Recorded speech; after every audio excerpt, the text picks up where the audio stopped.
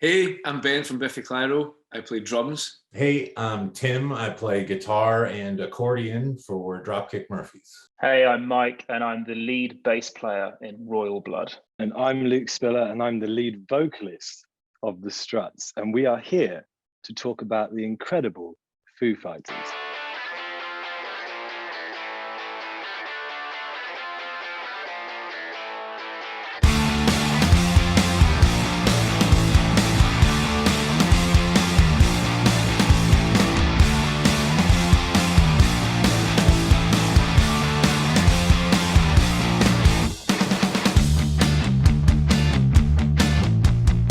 Well, I got up and sang Under Pressure during the set when Taylor gets off the kit and Dave jumps onto the drums. And when we were on tour with them, we did that pretty much every night for the best part of a year, which was really, really cool. So Taylor and myself got to live out our Bowie Mercury fantasies every night, which was really, really cool. What was that like the first time you had to do it? That must have been fairly nerve-wracking, the first handful of times that you did it. It was like, I was definitely shitting a brick to begin with, because, I mean, I'm sure you all know, kind of like Taylor's quite off the cuff, and I think he only told me the day of, and I'm not quite sure where in America it was that we actually did it for the first time. But I remember I was just having a cigarette and he walks past me and he goes, "You doing Under Pressure tonight?" And I was like, "I don't know, are we?" And he's like, "Well, if you're there side of stage, we'll do it." So of course, you know, I'm there and yeah, he was, and then they were like, "I want to get Luke up," and then we did it and it was good. It was good. And awesome. and then from then on, it was just fantastic. Wow. That's so awesome. We did a show, we were playing it was the Harley Davidson Fest in Milwaukee. It was the same place where they have Summerfest, but it was a much different thing. And it was us, Joan Jett, and then Chevy Metal was playing, which is Taylor's cover band. Mm-hmm. And Dave happened to be with them. And so at some point during the day, he came up to me and James, our other guitar player, and we were just bullshitting about whatever. And somehow it came up that we were covering TNT that night. And we were like, "If you want to come and play with it," he was like, "I'm coming, I'm playing." He said, "Just tell me what guitar I'm grabbing and what time to be here and I'll be there." So the whole day, every band that played, Joan Jett, everybody, the crowd was tepid. And specifically at the stage that we were playing at, there was not a ton of people there.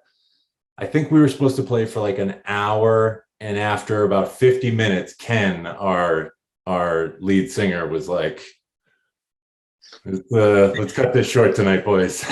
And so we finished, and like just as we finished, Dave came running up and was like, "Where's that guitar?" And we were like, "Ooh, sorry, buddy, you missed it." So we didn't get to jam with him, but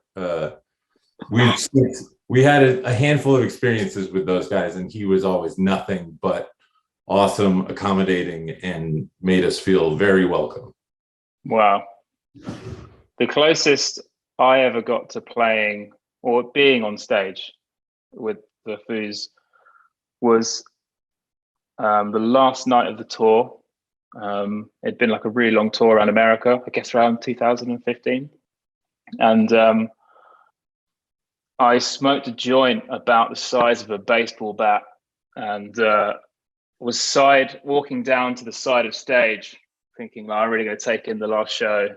And I was not myself. I was on another planet. And peering on stage, I realized that Ben, the other half of my band, was already on stage doing shots with all the guys. And then like Dave was like, "Mike, get out here." And it was just like the worst thing that could possibly happen to me at that. And then I was like trying to down a bottle of champagne in front of a stadium of people chanting "down it." It was pretty traumatic. It's horrible, man. You can't down champagne. It's a terrible thing to try. And I'm sober now, so that's the fault. Exactly. Come out your bloody nose. I'm afraid I can't say I've ever played with the Foos on stage, never shared the stage at the same time as them. But there's time yet. There's time yet.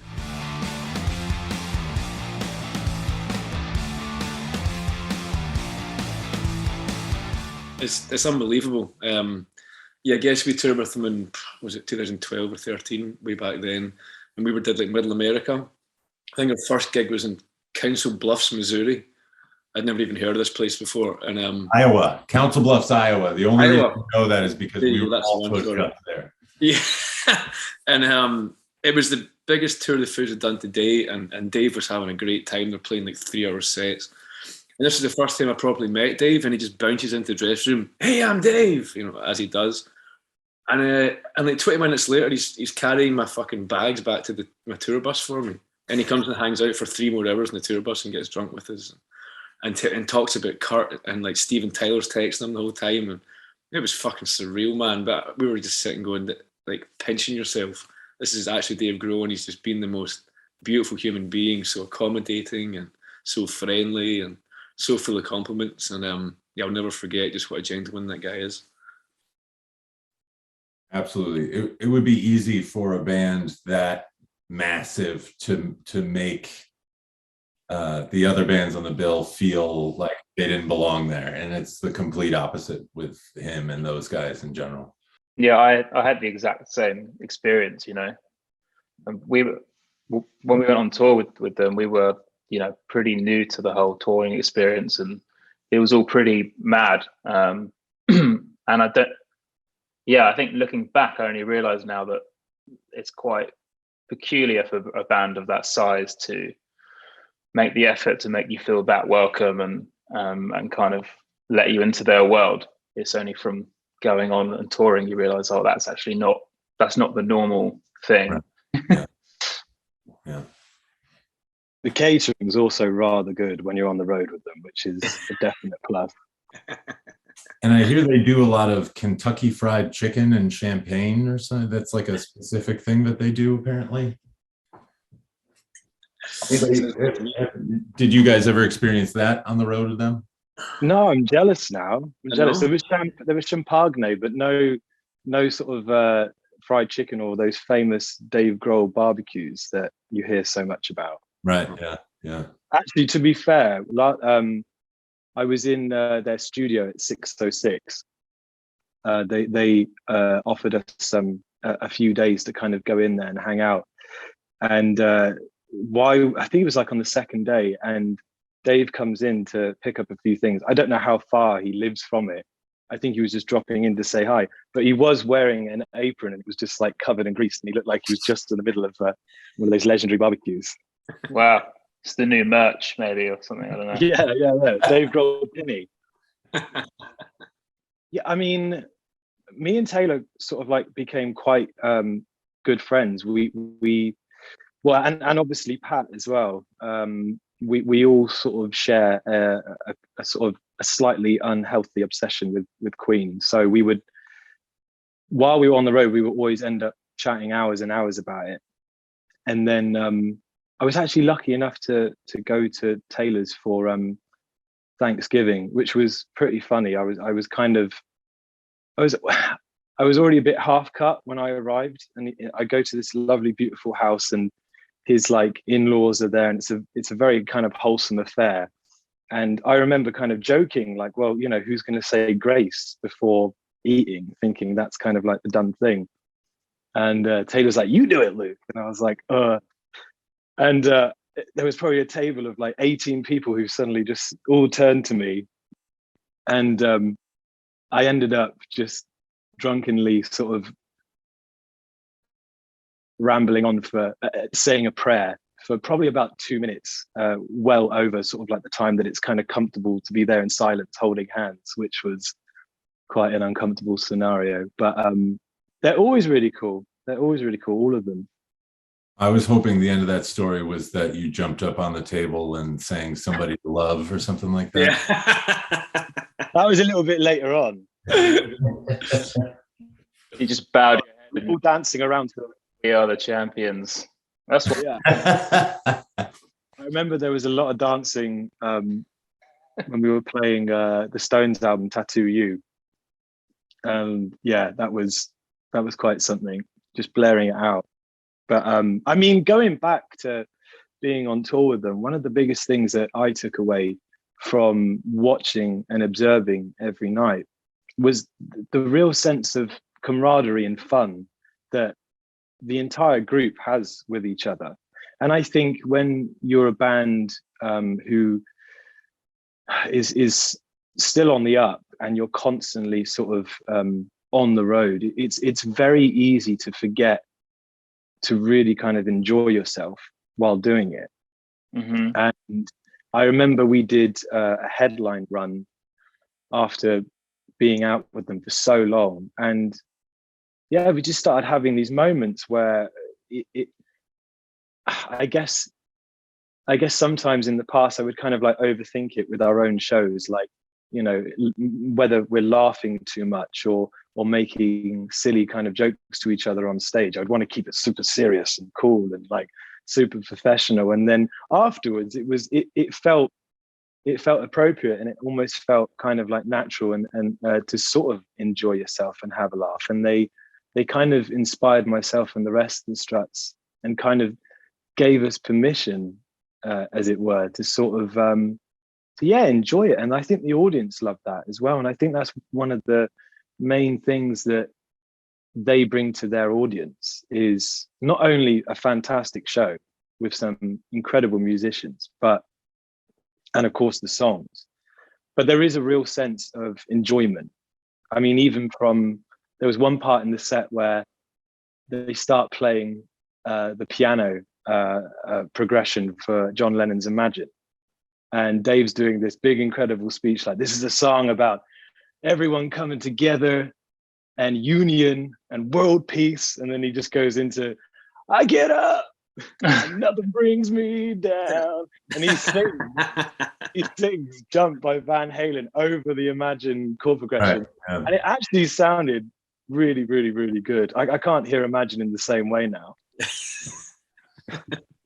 I mean, they've proven that, like, being a great band, musically speaking, like a great bunch of musicians who do really incredible things on stage, and not taking yourself seriously, those things are not mutually exclusive. I mean, like, they've proven that you can be a fucking awesome band and also just not be super precious and serious about it. And nobody makes fun of the Foo Fighters more than the Foo Fighters. You know what I mean? the simultaneously, there is a kind of dedication to the show as well, in that I remember the thing that really surprised me, or I'd never heard of or seen before, was the jam room backstage. Yeah. I just couldn't believe that they were in there for all day. Yeah, it was like I would hear Taylor go in the middle of the day, and one by one they would accumulate into the room and be playing for hours and essentially be dragged to the show. Right. Yeah. Be 3 hours, and that really, these kind of athleticism of the musicianship and the dedication to just, you know, it's to be so easy to just be comfortable and be like, there's a stadium every night, it's sold out, see you on stage. But it's it proved to me that they just fucking love it. Yeah, right. Yeah, they don't need to be in there. They're only in there because they want to be in there, and they're clearly only on tour and only doing this because that's what they love the most. And it's funny you saying, Luke, about kind of it affecting how you conducted the way you lived on the road after the touring and stuff. We had the same thing, and when we went on to tour, we were like, we're getting a fucking jam. And it was awesome, you know. Yeah, you kind of, their energy definitely rubs off on you. It was a real kind of learning experience for us.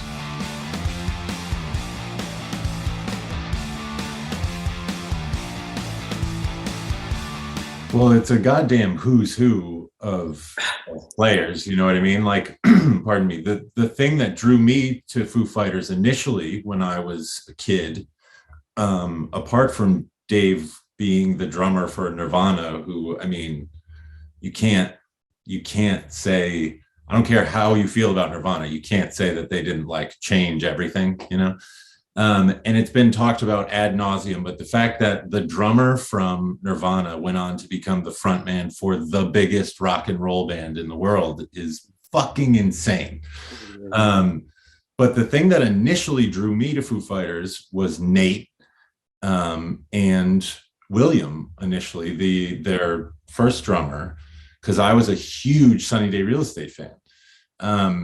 And I was young enough it blew my mind that those two worlds even intersected, that Dave Grohl from Nirvana even knew who Sunny Day Real Estate was, you know? And then of course, Pat Smear, like, I mean, the guy's a punk rock legend. Chris Shiflett, who, you know, that was a case, speaking specifically for the Dropkick guys, you know, No Use for a Name and Swingin' Utters and bands like that were the bands that like initially took the Dropkicks out on the West Coast and made them, their music made them, those guys want to be a band to start the band in the first place. And so for them to see, for guys like Ken to see Chris, who they knew from just these small punk rock circles, become the rhythm guitar player or lead guitar player or whatever. I mean, all three of those guys could play circles around me, certainly. But to see him then be in a band that becomes the biggest band in the world, the biggest rock band in the world, there was such a sense of pride for those guys, seeing somebody from their worlds get to do something like that. You know, it's almost like a local boy done good sort of scenario. And then obviously difficult to, you know, especially after like Color and the Shape came out and Dave was playing drums, like Dave's drumming on that was so crazy, especially as somebody who, I play guitar in Dropkicks, but really I'm a drummer. And so like that was a very important album for me personally because of the drums. And to get somebody like Taylor who can totally do that, you know what I mean? Like he's great at replicating the old Grohl stuff, and he's great at doing, you know, the Grohl sort of made the map, I think, for what the drums sound like in that band. And Taylor has been the perfect guy to sort of carry that torch, in my opinion. So, I mean, each one of those guys is a fucking dynamo on their own, you know? Yeah, well said. I mean, watching the documentary that came out, it definitely sort of has a feeling when you think of the actual lineup, or what is the lineup now, for instance, that it kind of went along in kind of similar fashion as those kind of super groups that you don't quite know, that are almost like super groups within themselves, like Zeppelin, for instance, you know, like what Page was doing before, and John Paul Jones, and then obviously when Robert Plant and John Bonham kind of got together and knew each other, they were almost like kings of their own scene in a way. And watching them and hearing the story of how it's kind of all come together was just really kind of like interesting, and just an absolute powerhouse of the band. It's just, it's phenomenal. I was going to say, my memories of particularly Chris and Nate was that jam room, and they'd sometimes be the first ones in there, and I could just hear them shredding, like, just all day. Like they're proper wizards at what they do. They're heavyweight musicians.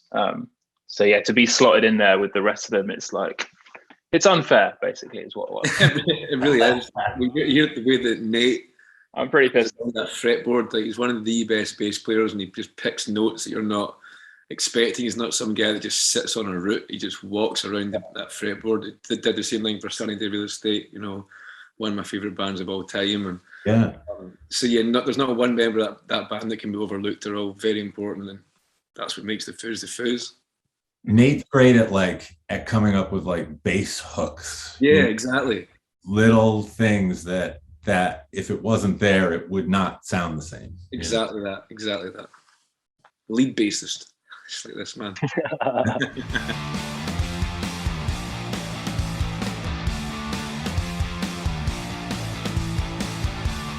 Yeah, well, I think Monkey Wrench might have been the first song we heard over here in the UK anyway. It fucking blew me away. Absolutely loved it. And then you dig a bit deeper into that album and you realise it's got so many different flavours to it. And for me, I feel like Dave's songwriting took a real big leap between the first and second albums.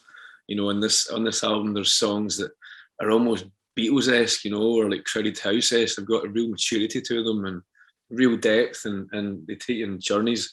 And the drumming is some of the most powerful drum parts you could ever think of. No pussyfooting around, you know, but just slamming drums. And obviously we knew Dave was capable of this from Nirvana, but again, it stepped up another gear, and I'm hearing parts I just want to learn.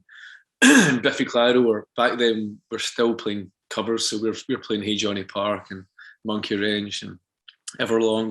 Those were mainstays in our set back then. So a massively important record for me and my girlfriend at the time. We listened to this record every single time we're in the car, so we knew every note back to front. And yeah, it's still to this day. I listened to it earlier today and I just was thinking, fuck, this is still one of my favourite albums ever. It's that good.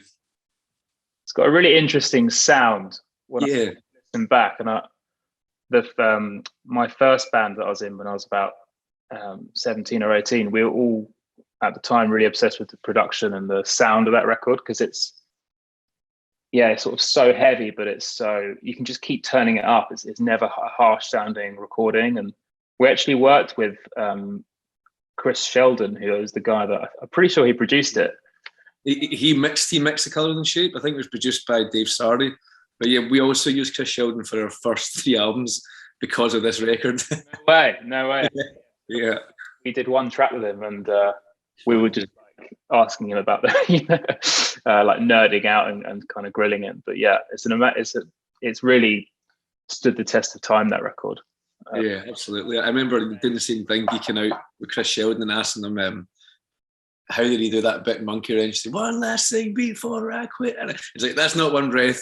And also like the drums in My Hero, like what the fuck's happening there? That's 2 kits. Just finding out these little things about your favourite songs, you know, it was so fucking cool to hear these things. And also again, Chris Sheldon would never stop singing the virtues of Dave and the rest of the boys and just saying what lovely people they were. So it's lovely to hear that too, about your heroes. Yeah. When I was sort of in my mid-teens, I never I was on pretty much my own kind of musical journey and obsessing over everything 70s and 60s esque. But my real introduction was the videos, the music videos, which, you know, to be fair, are really, really iconic within themselves, like Learn to Fly. And I remember it must have been about 2000, I think it was about 2003 with All My Life, with that video, with them playing in the empty arena. I remember just being like blown away by the song because of the video. And I've always admired how, I mean, of course, Dave is an exceptional writer. There's no mistaking that, but I'd be curious to know, and I've never really asked them in terms of the process in which they sort of go out talking about an idea or treatment for one of their videos. Because, you know, I can kind of imagine that they all kind of sit round and think sometimes of the most funny things, and then with different songs there's always like a different flavor. So I always took away that in order to really elevate a song, it's almost equally as important to have like an amazing visual to go with that. And they definitely influenced so many people, especially in that period, like 2001, 2003, to sort of pay attention to that and realize how vital it is. Yeah, they really caught the tail end of the MTV videos being mega important, and they put out some great ones before that whole thing stopped. Yeah, they can definitely act. Like you see the Learn to Fly video, I guess it is, and Dave played a bunch of different characters. Oh, that video cracks me up so much, and you can see that with the movie. Like you're not watching it going, this is the guys from a band that are really having a shot at acting. Like it seems like fucking proper actors the whole time, and it's commendable because I can't act for shit. I have no idea of that world at all. Yeah, they did a great job. Yeah. They did.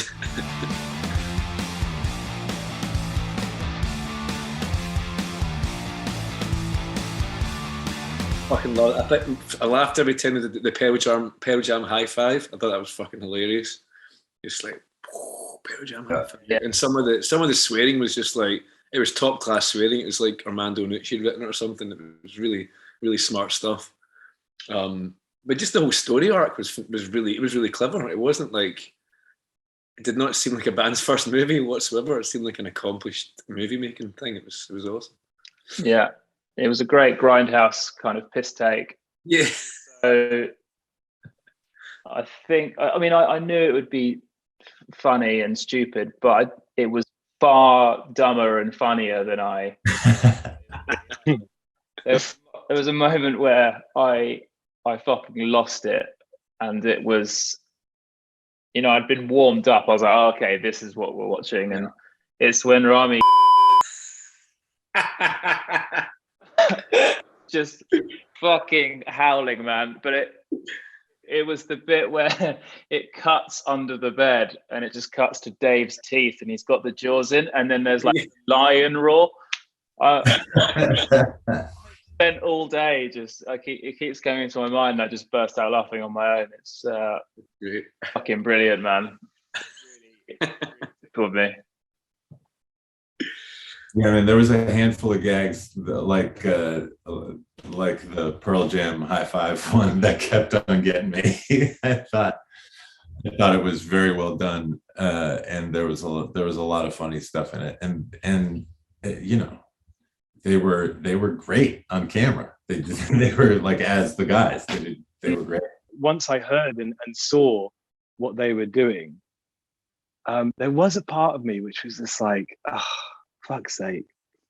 Like, does this group or Dave ever kind of slow down? Like, especially recently, like, there's new music. He's written a fucking new book. It's like, and then a movie. It's kind of like just making everyone else look, extremely lazy. I know. It's like, it's like how there was that point in the pandemic where everyone was like, well, it's okay that you're not inspired to do anything. Nobody's inspired to do nobody's doing anything right now. And it turns out that wasn't the case for them. No.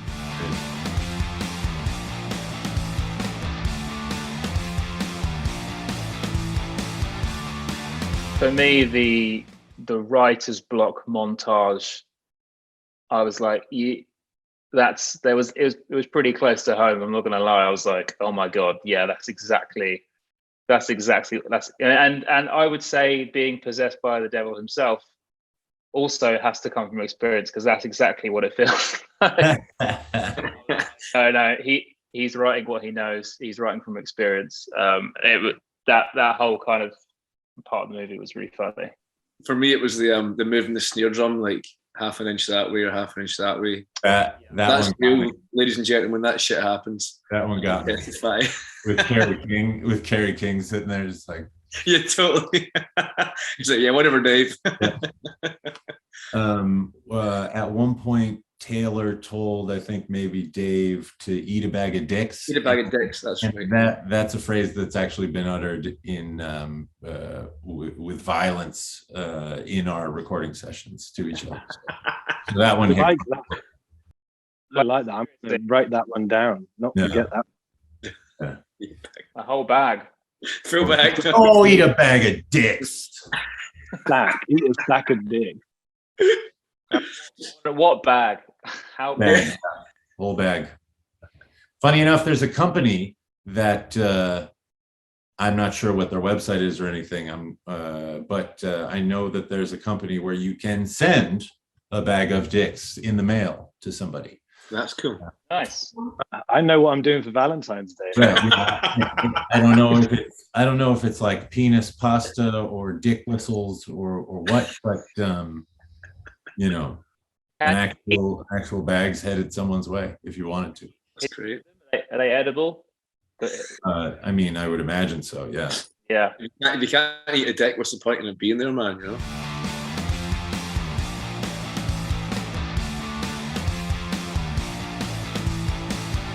I think Foos have always been a band who are about the music. Obviously, having fun's important.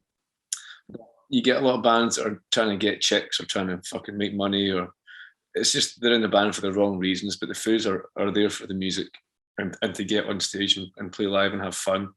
And if you're doing it from an honest place, it's kind of easy to keep going. I think you get so much enjoyment from the fulfilling your soul the way those guys do, that I think the minute you stop doing it is a big part of you missing. So I think those guys have to do it more than anything. I don't think it's a grind for them. I think they truly love what they're doing, you know. I totally agree. They're not a product of just plain good old hard work. They're doing what they love, you know. You know, that's just evident from a fan's perspective. You don't have to go on tour with them to kind of see that. But for me, yeah, going behind the curtain and seeing it, you're like, yeah, they're coming from a place of chasing what they love, and that's why they've lasted as long as they have, and why they've been successful. Because yeah, it's all about the music. Mm-hmm. I'd also as well, I would argue as well, on top of a fantastic work ethic and a real dedication to what they do and their craft, the attitude as them as individuals as well, I think also goes a huge long way. And I mean, you know, for us, for example, I mean, this is the first time I've ever sort of met and spoke to any of you guys, but the one thing that we can all sort of 100% agree on is what lovely people they are. And you know, if you treat those how you'd like to be treated, it also goes a long way. This business is filled with enough dicks as it is. I don't mean to put the conversation back into penises and whatnot, but it really is. And it's really hard not to respect and enjoy someone's music when, you know, when they're so kind of like accommodating and have such like a warm welcome that is always given when hanging out with them on and off the stage. Like, I mean, it's crazy. It was probably about like 6 or 7 months since we'd done a show with them, and we ended up doing a gig. We did Download in Paris, and they were headlining, and we were playing the same day. And you know what it's like when you're on tour with them.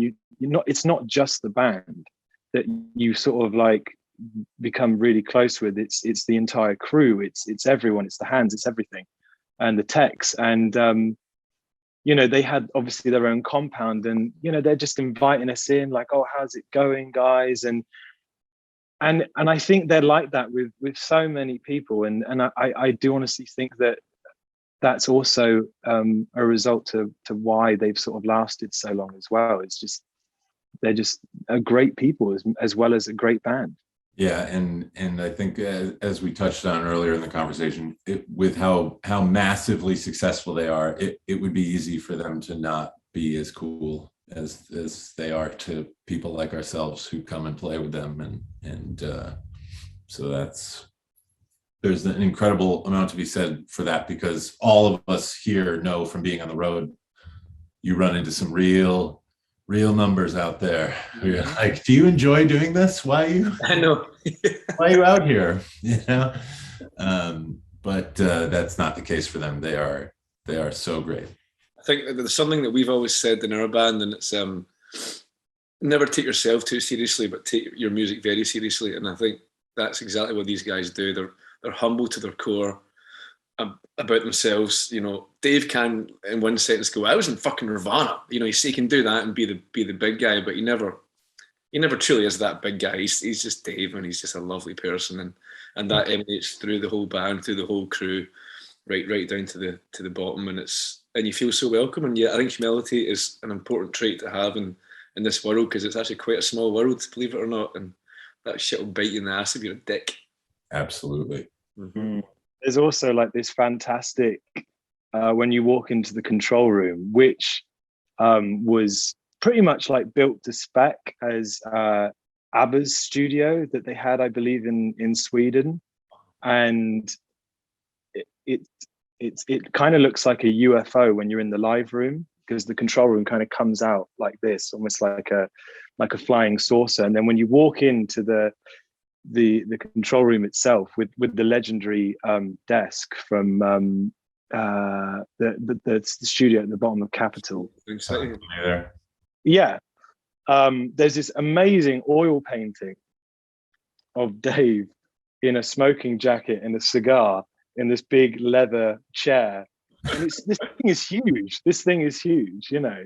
And I also love how the studio is it's almost like a shrine for themselves as well, because I don't think their wives really appreciate all these numerous awards being dotted around their personal home. So you walk around, there's everything, Enemy Awards, like Grammys just floating around everywhere, and it's kind of like you feel it when you walk in. But the painting, is the real cherry on the cake. It's fantastic.